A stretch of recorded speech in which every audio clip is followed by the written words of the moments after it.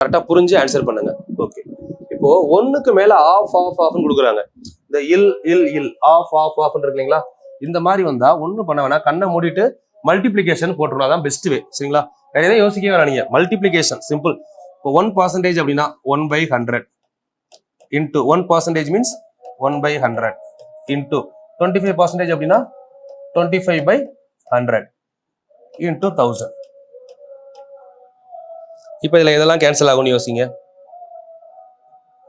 இது 1/4ன்னு வந்துடும். அதை விட்டுருங்க. இந்த 2 0, இந்த 2 0, இந்த 1 0, இந்த 1 0. மிச்சம் இங்கே என்ன இருக்குன்னா 1/10 இருக்கு.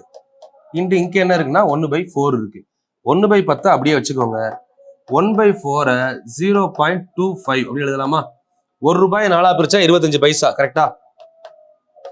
நல்லா புரிஞ்சுக்கணும். ₹1 4 பிரிச்சா 25 பைசா. இதை 10ஆல வகுத்தா என்ன வரும்? அங்கதான் பார்த்தோம். ஒரு நம்பரை 10ஆல வகுத்தா ஒரு டிஜிட் தள்ளி என்ன பண்ணுவோம்? புள்ளி வைப்போம். அப்ப 0.025. ஓகேவா? 0.025 இஸ் கரெக்ட் ஆன்சர். இருக்கு ஆப்ஷன்ல 0.025. Option C is correct.